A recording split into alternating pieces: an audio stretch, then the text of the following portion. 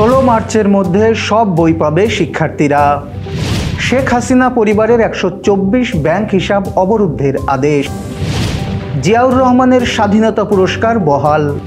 ধর্ষণের বিচার দাবিতে গণপদযাত্রায় পুলিশের লাঠিচার্জের অভিযোগ। ভিটামিন এ প্লাস ক্যাম্পেইন উপলক্ষে যশোরে সংবাদ সম্মেলন।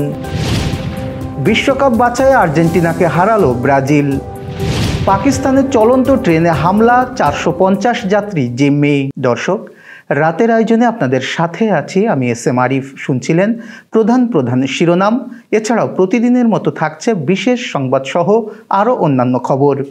বিস্তারিততে যাওয়ার আগে আপডেট খবর পেতে গ্রামের কাগজের ইউটিউব চ্যানেল সাবস্ক্রাইব এবং ফেসবুক পেজ ফলো করে রাখুন। আগামী 16 মার্চের মধ্যে সব পাঠ্য বই দেওয়া সম্ভব হবে বলে জানিয়েছেন জাতীয় শিক্ষাক্রম ও পাঠ্যপুস্তক বোর্ড এনসিটিবি চেয়ারম্যান অধ্যাপক ডক্টর এ.কে.এম. রিয়াজুল হাসান। মঙ্গলবার তিনি এই তথ্য জানান। এনসিটিবির চেয়ারম্যান বলেন, প্রাথমিকের 99.93, মাধ্যমিকের 91.67% বই পৌঁছে দেওয়া হয়েছে। 1 কোটি বই ছাপা বাকি আছে এবং 2 থেকে 2.5 কোটি বই বাইন্ডিং বাকি। আগামী 16 মার্চের মধ্যে এগুলো সরবরাহ করা সম্ভব হবে। রিয়াজুল হাসান জানান, কোনো জায়গায় পাঠ্য বই বেশি যাবে, আবার কোথাও কম পড়বে। কোথাও বই গেলে সেগুলো রিপ্লেস করা সম্ভব হবে মার্চ মাসের মধ্যে। এদিকে দুপুরের সংবাদ সম্মেলনে এনসিটিবি চেয়ারম্যান বলেন, আমরা চেষ্টা করেছিলাম আজকালের মধ্যে সব বই দেওয়ার জন্য। এখন প্রতিযোগিতা করছি 2023 সালের 17 মার্চের সঙ্গে। 16 মার্চের মধ্যে দিতে পারলেও পেছনের দিক থেকে দ্বিতীয় হব। ছাত্র জনতার আন্দোলনে ভারতে পালিয়ে থাকা ক্ষমতাচ্যুত প্রধানমন্ত্রী শেখ হাসিনা ও তার বোন শেখ রেহানা সহ পরিবারের 4 সদস্যের 124টি ব্যাংক হিসাব অবরুদ্ধের আদেশ দিয়েছেন আদালত। দুদকের আবেদনের পরিপ্রেক্ষিতে মঙ্গলবার ঢাকা মহানগর সিনিয়র স্পেশাল জজ জাকির হাসান গালিবের আদালত এই আদেশ দিয়েছেন। দুদকের জনসংযোগ কর্মকর্তা আক্তারুল ইসলাম বলেন, শেখ হাসিনা ও তার বোন ছাড়াও সাবেক প্রধানমন্ত্রীর ছেলে সজীব ওয়াজেদ জয় ও মেয়ে সাইমা ওয়াজেদেরও ব্যাংক হিসাব অবরুদ্ধ করা হয়েছে। দুদকের আবেদনে বলা হয়েছে, অভিযোগে সংশ্লিষ্টরা তাদের অস্থাবর সম্পত্তি হস্তান্তর বা স্থানান্তর করার চেষ্টা করেছেন বলে অনুসন্ধানে জানা গেছে। অ্যাকাউন্টগুলো অবরুদ্ধ করা জরুরি বলে মনে করেছে দুদক। এদিকে শেখ হাসিনার ব্যক্তিগত বাসভবন, সুধা সদন সহ তার পরিবারের সদস্যদের জমি ও ফ্ল্যাট ক্রোকের আদেশ দিয়েছেন আদালত। মঙ্গলবার দুদকের আবেদনের পরিপ্রেক্ষিতে ঢাকা মেট্রোপলিটন সিনিয়র স্পেশাল জজ মোহাম্মদ জাকির হোসেন গালিবের আদালত এইসব সম্পদ ক্রোকের আদেশ দেন। প্রয়াত রাষ্ট্রপতি জিয়াউর রহমানের মরণোত্তর স্বাধীনতা পুরস্কার বহাল রেখেছে অন্তর্বর্তী সরকার। মঙ্গলবার মন্ত্রিপরিষদ বিভাগ এক বিজ্ঞপ্তিতে এই তথ্য জানায়। এতে বলা হয়, শহীদ প্রেসিডেন্ট জিয়াউর রহমানকে 2003 সালে দেওয়া স্বাধীনতা পুরস্কার মরণোত্তর সুপ্রিম কোর্টের যে রায়ের পটভূমিতে 2016 সালে সরকার বাতিল করে, ওই রায়ে তাকে প্রদত্ত স্বাধীনতা পুরস্কার বাতিলের কোনো নির্দেশনা না থাকায় মহান মুক্তিযুদ্ধে তার অসাধারণ অবদান বিবেচনায় তার স্বাধীনতা পুরস্কার বাতিলের এই সিদ্ধান্ত সরকার রহিত করেছে। 2016 সালে জিয়াউর রহমানের স্বাধীনতা পুরস্কার প্রত্যাহারের সিদ্ধান্ত নিয়েছিল ফ্যাসিস্ট আওয়ামী লীগের নেতৃত্বাধীন সরকার।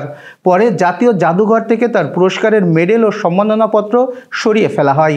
এছাড়া মন্ত্রিপরিষদ বিভাগের একই বিজ্ঞপ্তিতে জাতীয় পর্যায়ে গৌরবোজ্জ্বল ও কৃতিত্বপূর্ণ অবদানের স্বীকৃতি হিসেবে 7 জন বিশিষ্ট ব্যক্তিকে 2025 সালের স্বাধীনতা পুরস্কারের জন্য মনোনীত করা হয়েছে। ধর্ষণকাণ্ডের বিচার ও স্বরাষ্ট্র উপদেষ্টার পদত্যাগ চেয়ে প্রধান উপদেষ্টার কার্যালয় অভিমুখে গণপদযাত্রায় লাঠিচার্জ করেছে পুলিশ। এতে আন্দোলনকারীদের পাল্টাপাল্টি মারধরে রমনা থানার এসি সহ দুপক্ষের অন্তত 8 জন আহত হয়েছেন। মঙ্গলবার বিকেল 3:10 নাগাদ রাজধানীর হোটেল ইন্টারকন্টিনেন্টাল মোড়ে এই ঘটনা ঘটে। আহতদের মধ্যে রয়েছেন গণতান্ত্রিক ছাত্র কাউন্সিলের ঢাকা বিশ্ববিদ্যালয়ের সংগঠক সাজেদুল ইসলাম, শাকিল আহমেদ, আন্তর্জাতিক সম্পর্ক বিভাগের শিক্ষার্থী আংমারমা ওহি। পুলিশের রমনা থানার এসি সহ অন্তত 3 জন আহত হয়েছেন। এবার যশোর সহ আঞ্চলিক সংবাদ। যশোর জেনারেল হাসপাতালের নতুন তত্ত্বাবধায়ক হিসেবে যোগদান করেছেন ডাক্তার মোহাম্মদ হুসাইন সাফায়েত। এ উপলক্ষে মঙ্গলবার হাসপাতালের ডাক্তার, নার্স, কর্মকর্তা ও কর্মচারীরা তাকে ফুলেল শুভেচ্ছা জানান।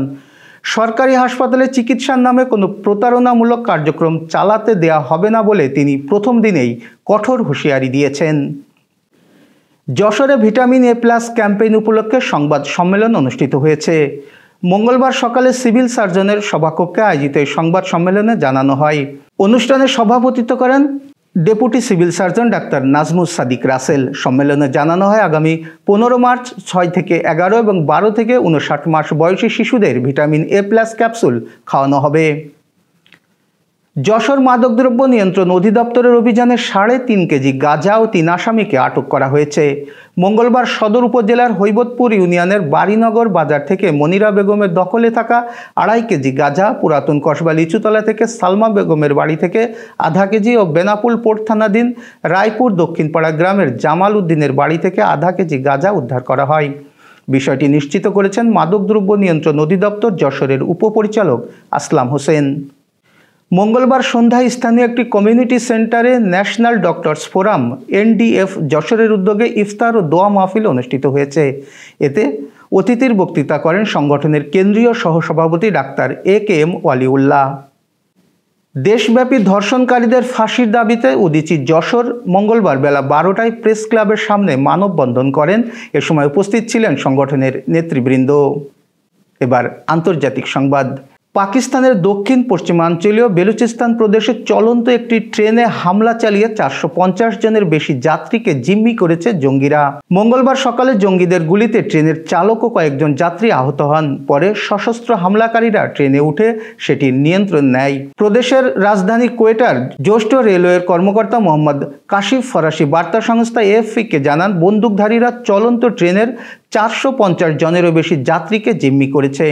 পাকিস্তান রেলওয়ের কর্মকর্তারা জানিয়েছেন, জাফর এক্সপ্রেস নামের ওই ট্রেনের 9টি বগিতে 450 জনের বেশি যাত্রী ছিলেন। এটি বেলুচিস্তানের কোয়েটা থেকে খাইবার পাখতুনখাওয়ার পেশোয়ারের উদ্দেশ্যে যাওয়ার পথে সশস্ত্র বন্দুকধারীদের হামলার শিকার হয়। বেলুচিস্তানের স্বাধীনতার দাবিতে কয়েক দশক ধরে আন্দোলন চালিয়ে আসা সশস্ত্র গোষ্ঠী Baloch liberation army BLA train হামলার দায় স্বীকার করেছে। এবার খেলার সংবাদ। ফুটবলে ব্রাজিল আর্জেন্টিনা লড়াই মানে বাড়তি উত্তেজনা, যে রোমাঞ্চ মাঠ থেকে ছড়িয়ে যায় মাঠের বাইরেও। এমনকি 1000 মাইল দূরে এই উপমহাদেশে উত্তাপ ছড়ায় সেলেসাও আল বিয়েলস্তাদের লড়াই।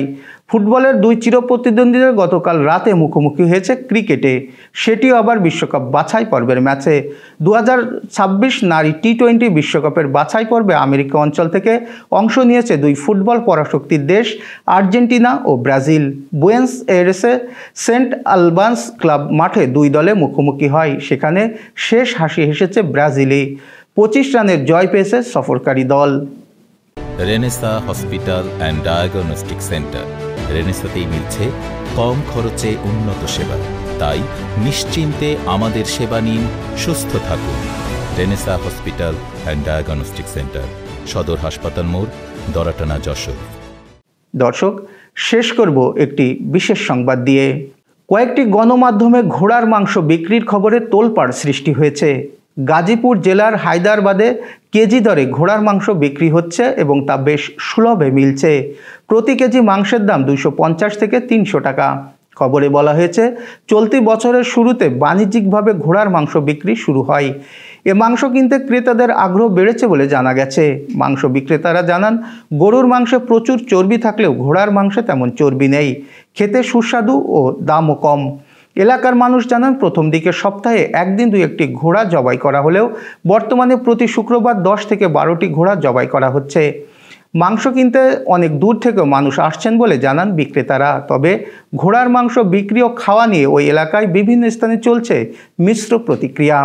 যারা খাচ্ছেন তারা জানান, ঘোড়ার মাংস খেতে গরুর মাংসের মতোই সুস্বাদু, এছাড়া দামও অনেক কম, ফলে আমিষের স্বাদ মেটাতে ক্রেতারা ঝুঁকছেন। এই ছিল আজকের আয়োজন।